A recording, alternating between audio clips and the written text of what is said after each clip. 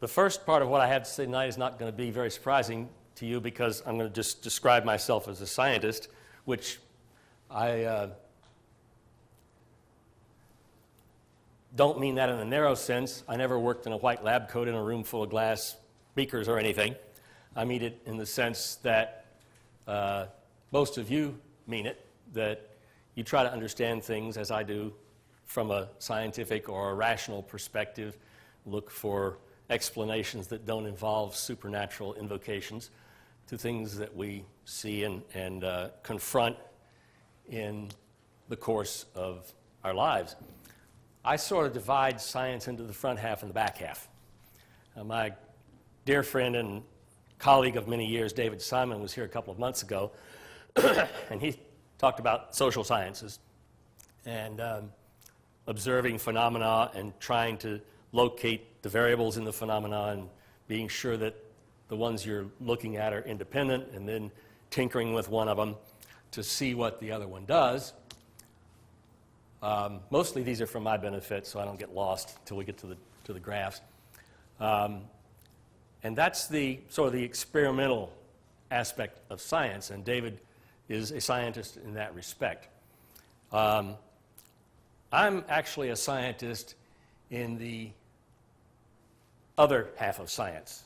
And of course, all scientists who do experiments and so forth are scientists in this sense as well. This basically consists of seeing things, noticing things, observing things, which we all do all the time, every day, all day. And periodically, one of those things seems interesting enough or significant enough that we are moved to wonder what's involved. And we say to ourselves, that's pretty interesting. How's that work? Scientists who make major scientific discoveries in the narrow sense, of course, spend their time doing this, but we all do it. We see things and notice things in the course of every day, and periodically they seem interesting enough to wonder what explains them. Now, from time to time, somebody who has seen something or observed something and is wondering about it has what I call an aha experience.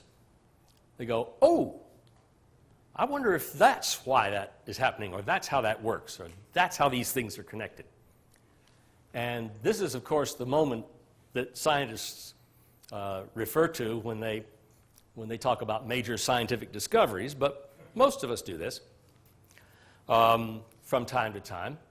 Most of these things just pass on out of our notice, you know, unattended to. You get to the end of the day and you never think about it again. But periodically things crop up either often enough or they have enough of an impact that we go, oh, and we try to figure out what's going on. And sometimes, for some of us, occasionally, there is a glimmer.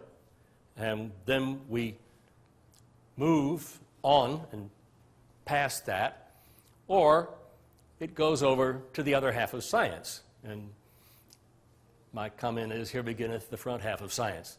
So David is unfortunately not here tonight, but he made a good job of describing what scientists do once they've got this far, and they say, okay, we're going to take these variables and hold them constant, and we're going to tinker with that one and see what happens. Now, for a lot of years, I've been noticing things, in the sense we've just been talking about, that made me wonder. A wide range, not just the ones we're going to talk about tonight, but this class of things always provoked the same reaction in me. And my reaction was, why are people not running up and down the streets, or at least running up and down the halls of legislatures with their hair on fire? Why is everybody so calm? Why am I the only one who's, ready to climb the wall with his fingernails? And it took me a long, long time to start to pull that together. So I'm just going to mention some of those things tonight, and then I'm going to tell you about my aha moment, and I'll tell you about the hypothesis I've developed to explain these things in that sense. The first one, not in any particular order here, has to do with America's infrastructure. America's infrastructure is politely falling on the ground. There's a whole list of things: roads and bridges, levees and dams, water supplies, sewer treatment, electric grid. Is this readable from the back of the room? Oh, okay. All of these things go together to make up the infrastructure, and if you think about it, you wouldn't get very far out your front door. You might not get out your front door if these quit working, and yet there's not much alarm. The city of New York gets its water from reservoirs a substantial distance to the north through enormous, like 12-foot diameter pipes. And when they were designed, they were very intelligently designed. They have valves that you can close to do maintenance on them without interrupting the supply of water to New York City and so forth. The engineers have refused to close those valves for years on the grounds that they're in such bad disrepair that they'll probably never get them open again. Now, people in New York City walk up and down the street, they probably don't even know that. But it's not a secret. It's not classified. You don't need a security clearance to know about it.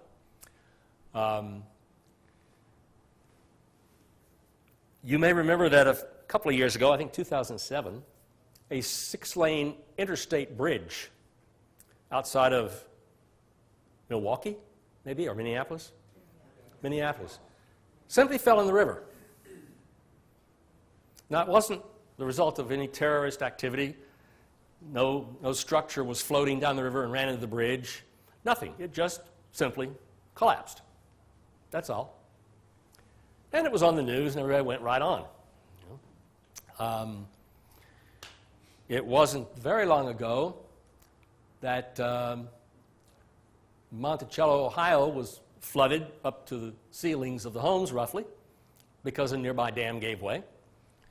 It's been a couple of years, maybe less than a year. The Tennessee Valley Authority slurry pond retaining wall gave way, and all this fairly toxic stuff came down, and the TVA has now bought thousands of people's homes because it could never be restored. The very expensive interstate tunnel that carries you underneath Boston, in case you don't want to stop there, the roof fell down. You know, these are pretty astonishing things, but if you walk down the street and talk to people about it the next day, they say, no, I missed the news last night, you know, no big deal. And I'm sure you can think of lots more of these as well. You may have broken an axle hitting one of them on the highway somewhere. The blackout on the eastern seaboard a few years ago was caused by a single high power line getting against a single tree. Right? So things are pretty rapidly deteriorating.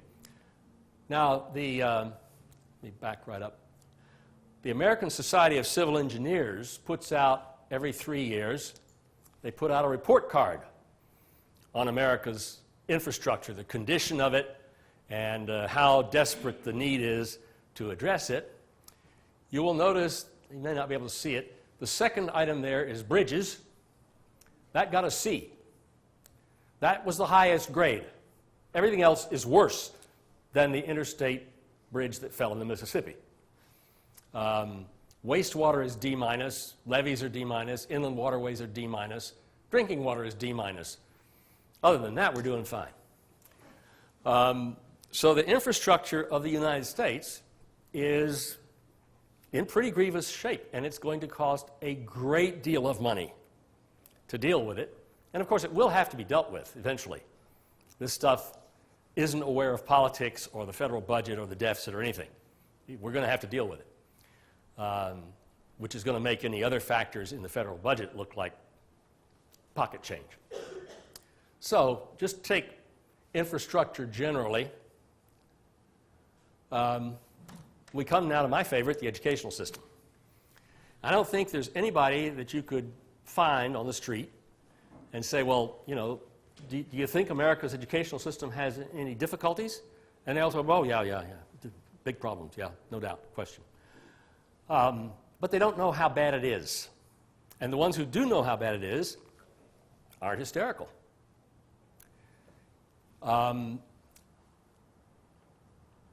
New York State has for years been one of the premier state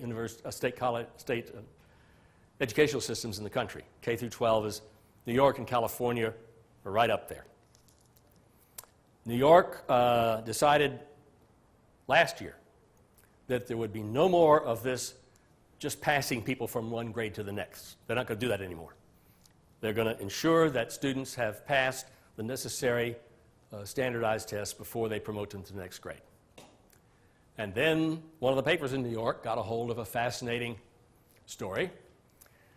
In math, at the 4th grade level, you now get half credit for an answer that, as the artillery used to say, goes inside the impact area. You don't have to hit the target. Right? A 2-foot-long skateboard, how many inches? The correct answer gets full credit, that's 24. But if you get 48, that's half credit because you had a pretty good idea, you know, which direction you were headed.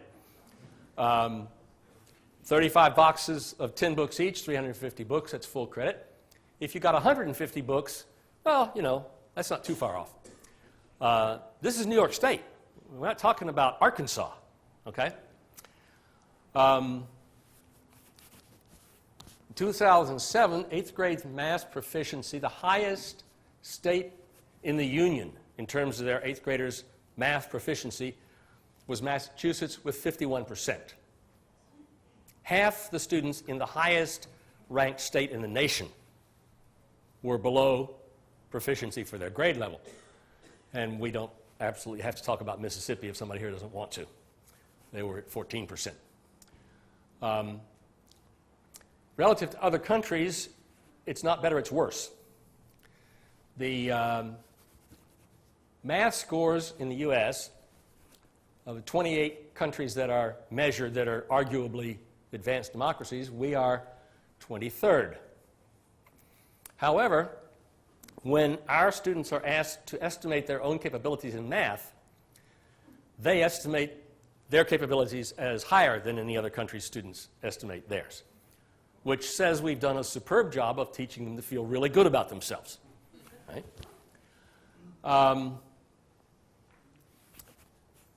In science, our students did a little bit better. They beat one additional country, Norway. They beat Norway 498 to 489 to 487 by 2 points out of 500. So, I mean, this is almost a recitation of the obvious here. One of the reasons I think, we're going to probably talk some more about this tonight, there are probably some educators or retired educators here, as a percentage of per capita gross domestic product, these are the teachers' salaries for the countries that are shown there: South Korea, Germany, Netherlands, Hong Kong, England, Australia, Finland, Singapore, Belgium, and at the bottom, the United States. We pay 81% of per capita GDP average to teachers. South Korea pays 141%, and Germany pays 141%. So you don't have to look real far to find some of the problems. That's not the only problem, obviously, but that's one of them. This has been going on long enough that it has now bled into the adult population. 25%, this is the Marist College survey from a year ago, 25% of Americans 30 to 44 can't name the country from which we declared independence in 1776. Okay? And I wish I were kidding, but I'm not. Fewer than 35% of Americans can identify DNA as the key to heredity. Now, you'd think they were watching, you know, CSI or something long enough to pick that up, but evidently not. 10% of Americans know what radiation is. Can't tell you what radiation is. About 35% cannot tell you what a molecule is, except that it's quite small. This is 20% of Americans think the sun goes around the earth. Now, I'll leave you to speculate about where they got that idea. I want to tell you, yeah, observation, yeah. Well, as they say, common sense is the stuff that tells us the world is flat, right? I want to mention a friend of mine, now deceased, who had a B&B out in Idaho, and I went out there a couple of summers. And on one occasion, he had to go to the doctor, an early morning appointment, and there were guests in the B&B, so I was fixing breakfast. And this lady said she'd like tea, and I said, fine, and I got a mug and ran water in it and set it in the microwave. And she immediately said, oh, I don't want it microwaved. I want it heated on top of the stove. I said, fine. And I poured the water in the pan and put it on the stove. And then I said, you mind if I ask why you... She said, well, she didn't want to run the risk that there'd be some radiation left in it when she got the tea. This is somebody who can't differentiate. Now, she had her own business, and she could afford $110 a night for a B&B when she took a trip. But she's so clueless that she thinks that there's some possibility that radio waves, I guess she doesn't differentiate between those and nuclear radiation, but she wanted to be sure there was no radiation in her tea when she drank it. And of course, it being my friend's business, I just said, yes, ma'am. You know? But I have never forgotten that episode. There was a thing that went around a year or two back about dihydrogen monoxide. And this piece of information that was publicized pointed out that it's colorless, odorless, and tasteless. Somebody here had chemistry in high school. They're chuckling. It kills thousands every year, usually through accidental inhalation. It's found in tumors excised from terminal cancer patients. It's been found in abundance in rivers, streams, and lakes, and even in Arctic ice.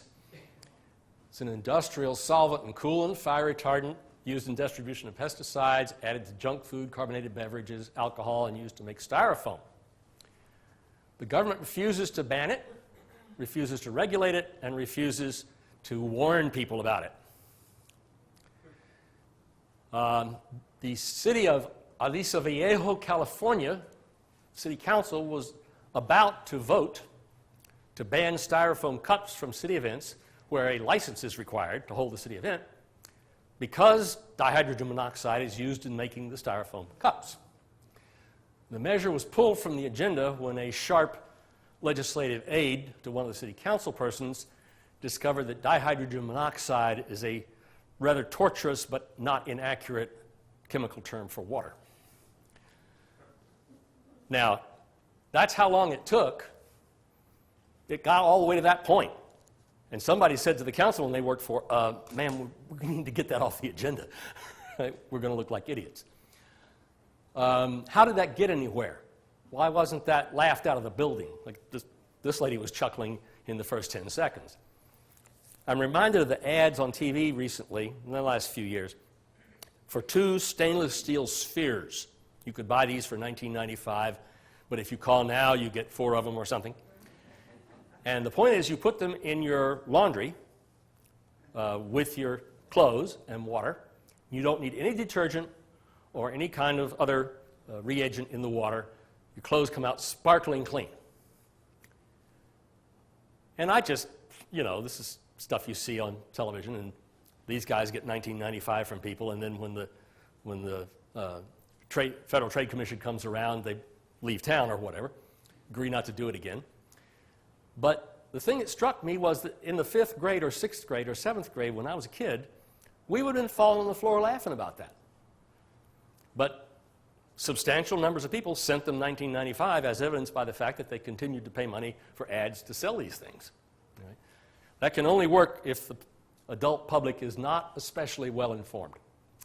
The next thing is the health of our democratic process. This is another thing that has struck me. Fewer than half of eligible voters vote. This places us 114th among the nations that hold elections. Now, granted, you should delete some of those because if you don't vote, you're taken out in chains or something. You know, there are countries that held elections that we wouldn't recognize as an election, but still. And a lot of states are now using computerized voting machines. These are, first of all, the primary vendor is a person who has made it clear that he will do absolutely anything to make sure parties of his candidates of his party are elected. The software that runs those machines is proprietary. So the supervisor of elections of the Secretary of State says, well, I need to have my guys go over the software code and make sure it's okay. Oh, no, no, no. You can't see it. It's a trade secret. Okay? But they lease or buy these machines anyway. And the machines have a button on the front that says recount. And what that does is redisplay the total that they've already calculated. There's no paper trail. There's no way to check it. Even though the state constitution or statute in many states absolutely requires provisions for a recount. So you want to recount? Okay, sure. Boom. Right? Now, I guess we won our democracy far enough back that we're not hysterical about this. But in any case, the huge cost of running for public office, which amplifies the moneyed interests, obviously, the lack of transparency in campaign finance, and I'm sure you know about the Citizens United case. Recently, the Supreme Court of the United States said that a corporation is the same thing as a human being in terms of giving money to campaigns, and money is speech. I'm sure this would come as quite a surprise to the Founding Fathers, but then we have obscure and arcane rules and procedures that prevent even the most statesmanlike members of legislatures from being effective.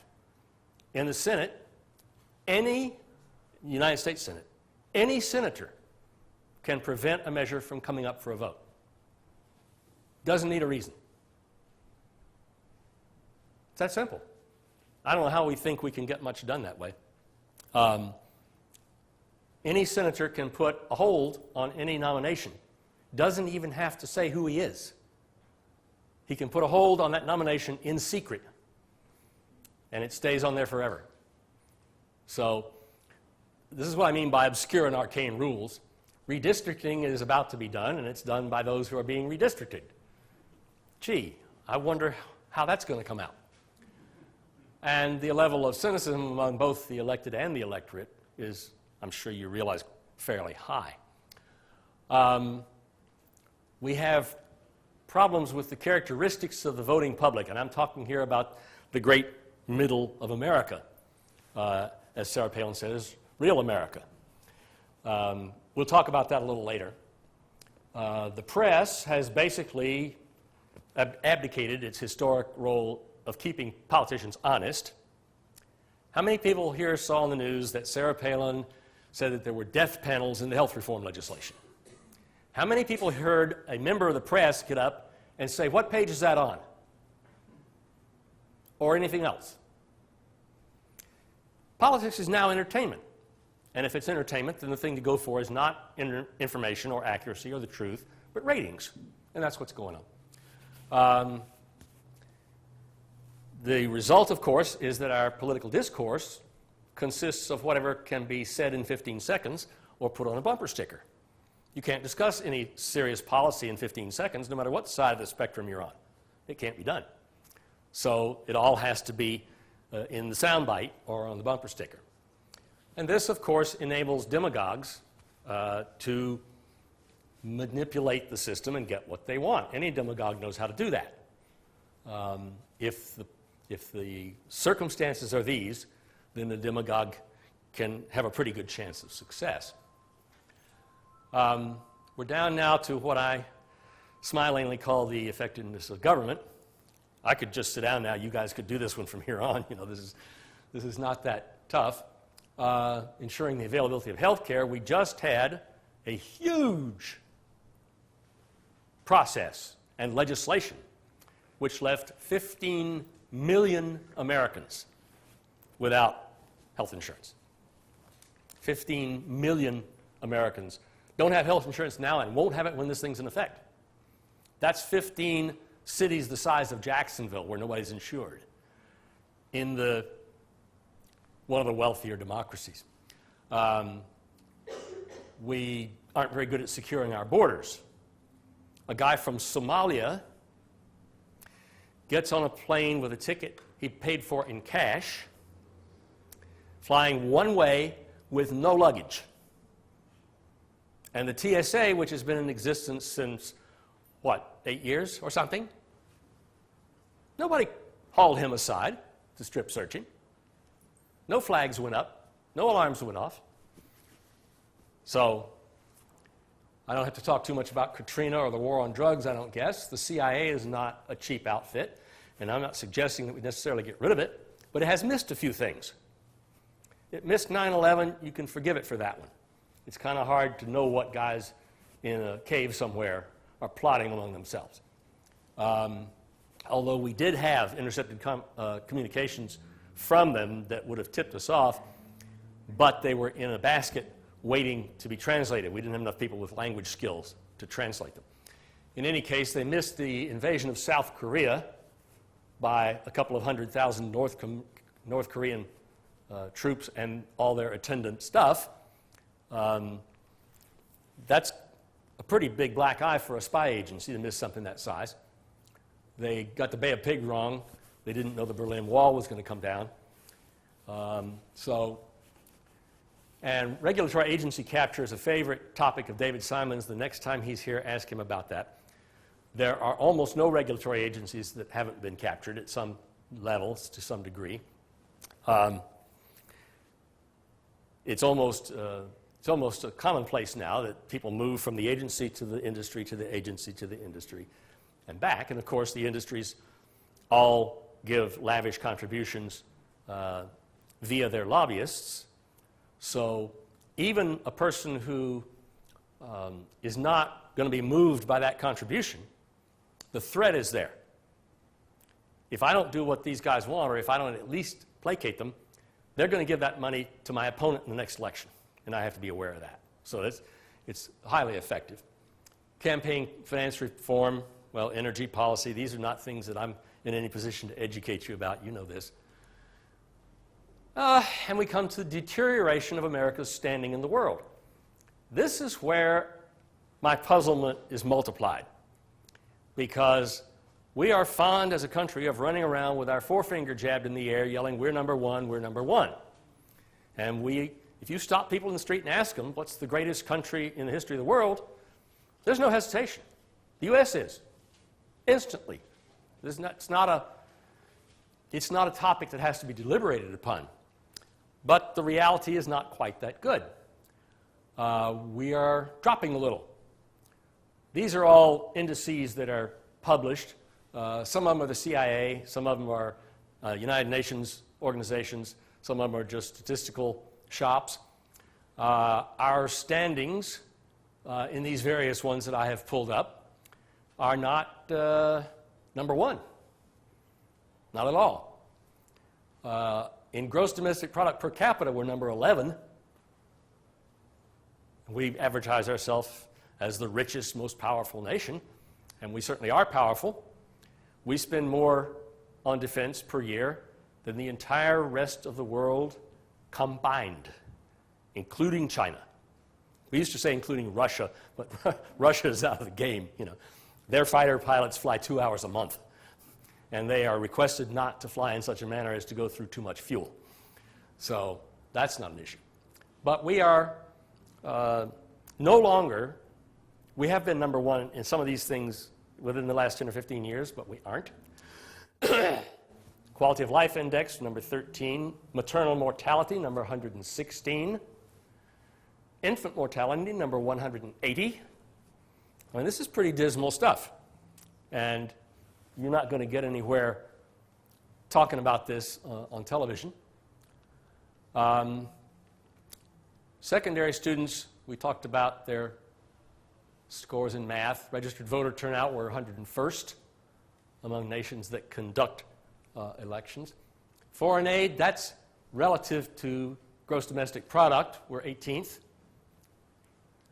Murder rate, we're 24th. We ought to be, you know, we're so law-abiding, and we do have a few people incarcerated.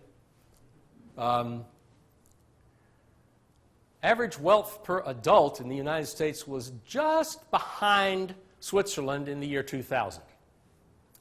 Now it's just behind 6 other countries in 10 years.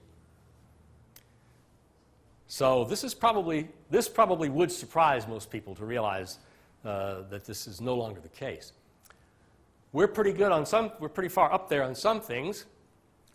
We're 7th in suicides. Eisenhower famously said that we wouldn't want to be like those socialists over in Sweden because they have such a high suicide rate. He wasn't plagued by statistics particularly. Crimes per capita, financial satisfaction.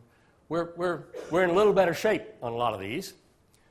And we're either first or quite high in denial of the truth of evolution.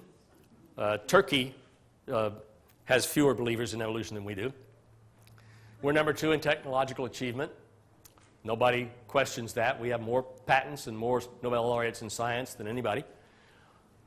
Our GDP per capita is 3rd. Ease of doing business. There's a big surprise. We're an easy place to do business. We're 6th in abortions per capita, but then we're 2nd on the list in child poverty. We're 1st in teen pregnancy, patents, and global competitiveness. So that's 2 out of 3. They're good, right?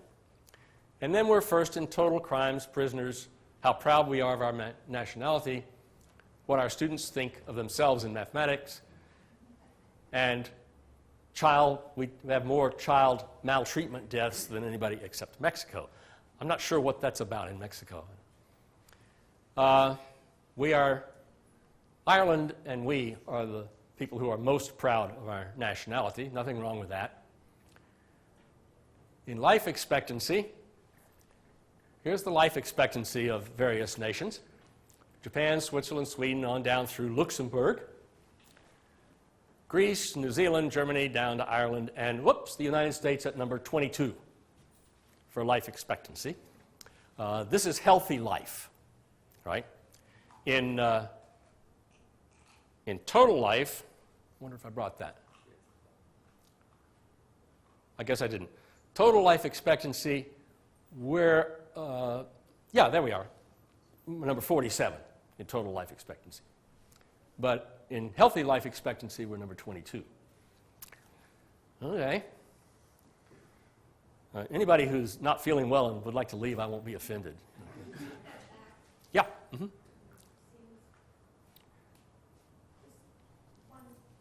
One more? Can you read it from back there?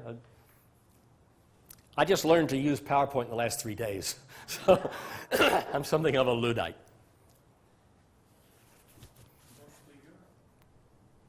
Yeah, there's a big surprise. Okay, the last topic here is the maldistribution of the benefits of the society, or wealth, or income, or however you want to phrase that. We're all aware that this is a place where you can get rich. And that's part of the point of America, is that everybody's got the chance to get rich. And it was supposed to be a sort of a swap. We're not going to have really a meaningful social safety net. It's not that we don't have any, we have some. But we don't have that much. And if somebody loses their job, more than likely, the whole family loses their health insurance. And before too long, in this economy, they lose their house. I mean, there's just not, you're in free fall. And that was supposed to be because in return for that, all the barriers are down and you can go get rich.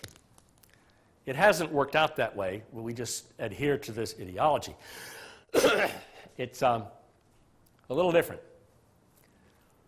This is various quintiles of the United States, their incomes from 1967 to 2007.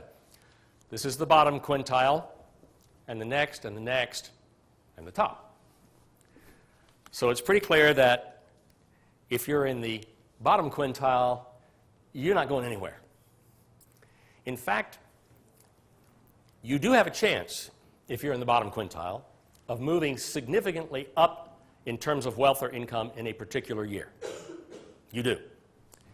If you don't inherit it or marry it, your chances are less than your chance of being hit and killed by lightning. So for that, we've traded off, according to that rubric, the social safety net. This is what's happened since 1979 to the percent income share of the top 1% and the bottom 80%. The bottom 80% have been losing ground, and the top 1% have been gaining ground fairly dramatically. in 2003, the top 1% received 57% of the income in the United States, and everybody else shared the rest. So when we cluck about those poor people in those banana republics where the wealth is so maldistributed, yeah, I don't have any quarrel with that. That percentage of Americans who have a high school degree went from 57 to 72, from 89 to 08, but their real value of the minimum wage went from $8.02 to $6.55. So we're graduating more people, but it's benefiting them less. Here's top 10% income share. Those two graphs are essentially the same. One includes capital gains and the other doesn't. And in 2007, the total income share was around half. The top 1% are taking about half the income. Now, if you're in the bottom half, the top 1%, you've still got grounds to be a little concerned, because when you break it out this way, this is the 90th to 95th percentile. The blue line is the 96th to 99th, and the black line is the top percentile in the United States. So even among the extremely rich are getting extremely richer. I don't think that's the end, but it's not talking to it. There we go. Oh. There's the top 1/100th of 1% of income recipients in the United States. The top 100th of 1% in 2004 got 6% of all the income, and everybody else apportioned out the rest of it. The Forbes 400 are doing even better. This is how their income, this down here in the orange, that's the bottom 90%. They're just going right along the x-axis of the graph. They haven't moved at all. The other lines are the next 9%, the top 1%, and the Forbes 400, who are the creme de la creme. I guess the maldistribution issue is now out there, whatever you make of that, one way or the other.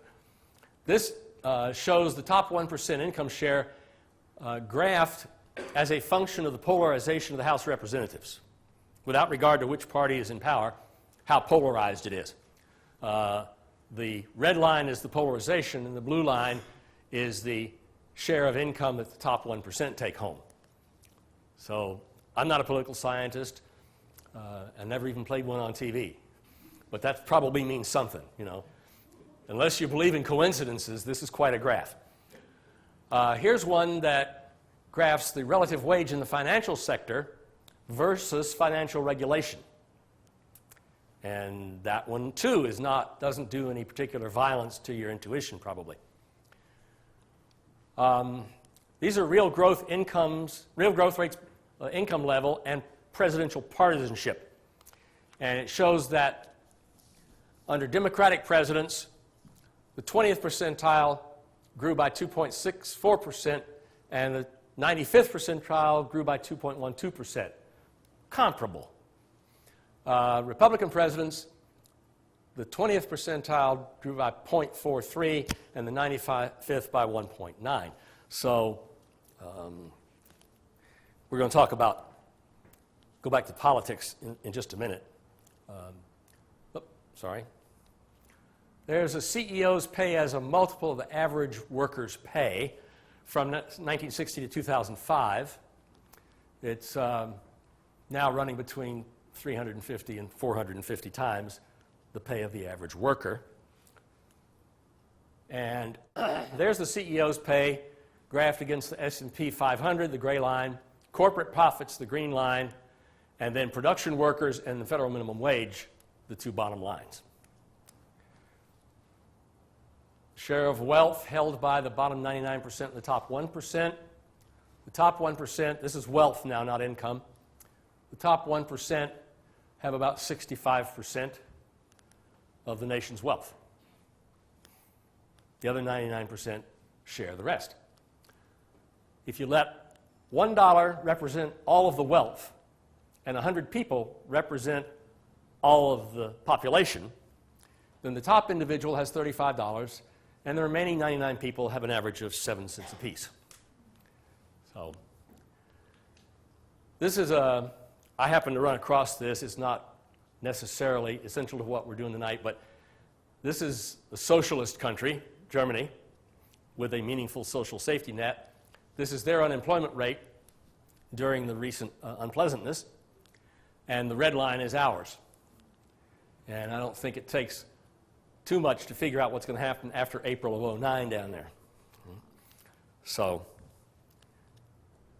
now, I told you at the beginning that I had an aha experience. After wondering for decades why nobody's upset, right? I would say to somebody, it's amazing, you know, the kids get out of high school, they can't point to France on a map, and they don't read, write, or speak any known language. And they say, oh, well, I guess it's pretty bad. I say, yeah, it's bad. You know, they know every rap group, but they aren't entirely clear on 7 times 9, you know. But nobody jumps up and turns the table over and says, oh, my God, we got to do something. I've never heard that reaction. And with respect to all these other things, too, you know. You bring it up, and people just sort of give you this indulgent look like you don't seem to really get the big picture here. And I kept going around going, wow, how come? Why is nobody agitated about this?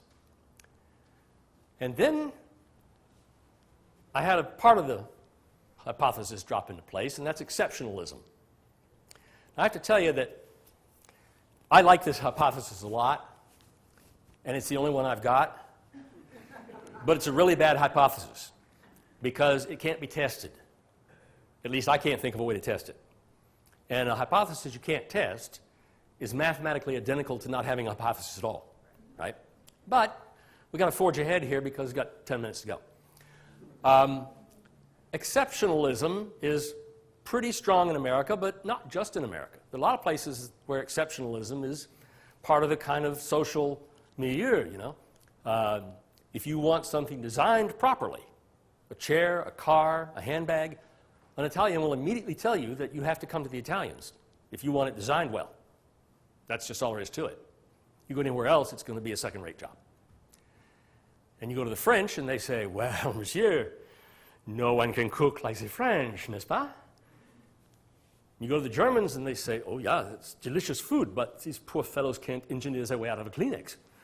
You know, so everybody's got this, you know, many countries have this sort of feeling or sense of themselves as having this exceptional quality or characteristics or ability. And we certainly do. I think ours is different from anybody else's I've been able to find in that it is combined with theism. And that gives you theistic exceptionalism. Now, I went from the 2nd to the 10th grades in the Hillsborough County, Florida public schools in the 50s. And I remember we got this all day, every day, from our teachers, from politicians, from everybody. America is the greatest country in the history of the world, the wealthiest, the most powerful, because that's how God wants it to be. God wills it. Manifests destiny, you know. This is why we are so wealthy, and of course back then we were so wealthy and so powerful compared to everybody else. And that was the explanation, and we got that in the drinking water. I don't remember ever even tangentially hearing that question until I was in college. It was just taken as a given. The structure of this, if you want to break it down, is the major premise is God exists. And God is an omnipresent, omniscient, omnicompetent God. Right? That's sort of the standard vanilla definition of theism. The first minor premise is the first minor premise is that he's omniscient, omnipotent, and omnipresent. The second is that God wants us to be the wealthiest and most powerful and so forth. Now, the question then is, and this is where I went, aha,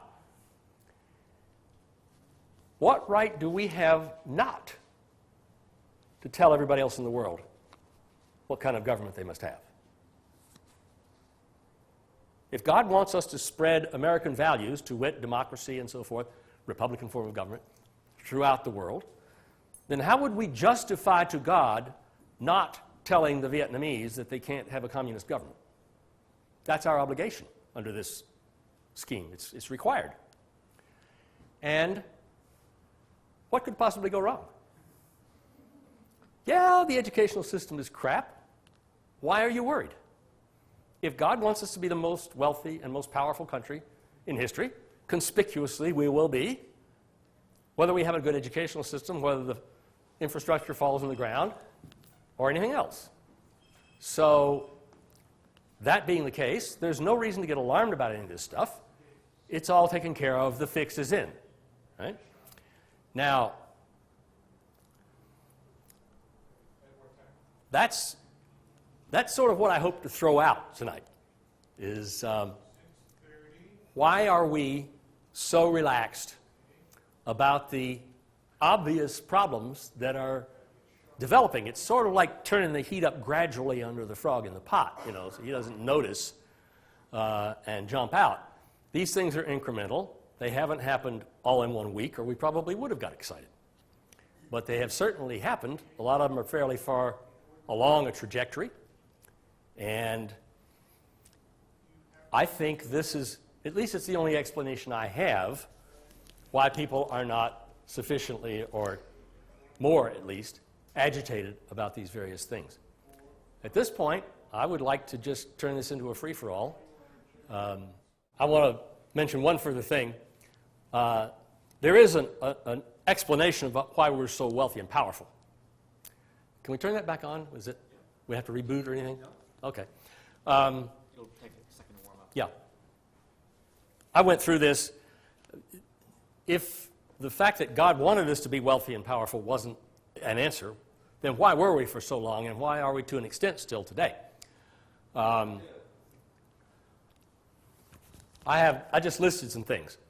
We were founded on an immense continent, rich in every natural resource, a completely new nation, not formed like Italy by kludging together all the principalities, but just out of whole cloth, so to speak. We had political novelties of very great importance: universal suffrage, sort of, separation of powers, independent judiciary, free enterprise, and the rule of law. We also had eastern-western boundaries that were buffered by huge oceans, and there were threats from a couple of those oceans from time to time, but we turned out to be perfectly capable of dealing with them. Northern and southern boundaries settled out with friendly neighbors who weren't very powerful and couldn't threaten us. And we had a bunch of immigrants coming in, most of them from fairly high-functioning societies, people with skills and weren't here just to panhandle. The successive wars in Europe after our founding kind of took a lot of the steam out of the Europeans. I mean, they exhausted a lot of their money and resources in those wars. And after World War II, and this is the clincher, there was a desperate worldwide need for everything. Shoelaces, glass, pots and pans. You couldn't name something that human beings used that wasn't in desperate need everywhere on Earth. And there was one industrial economy without a scratch on it. And our economy was revved up out of the frame. We were producing like maniacs. At Willow Run plant, we built a B-17 bomber every 63 minutes. That's a very big, in its day, very complex airplane. One was rolling out every 63 minutes. Overall, combat aircraft production was 13 an hour. That's one every 4.6 minutes, and we were working 24/7. We were launching a 440-foot Liberty ship every 1.9 days. And all we had to do was convert from making all that war stuff to making everything else and then stand around and get rich. So it's hard to see how you could have not got rich under those circumstances. I I threw this in case you want to have a partisan discussion. You recognize that? These are the proposals for the Bush tax cut renewals, continuation, abolition, or whatever. This is Democratic and Republican proposals, and these are the income groups, and they're essentially identical down to from 200 to 500,000. They're still about the same, and then they get a little bigger on the Republican side, and then they get a little bigger on the Republican side. So this is going to be an interesting discussion before long. As I used to say to my students, you should take notes. You're going to see this material again. It's going to be on TV.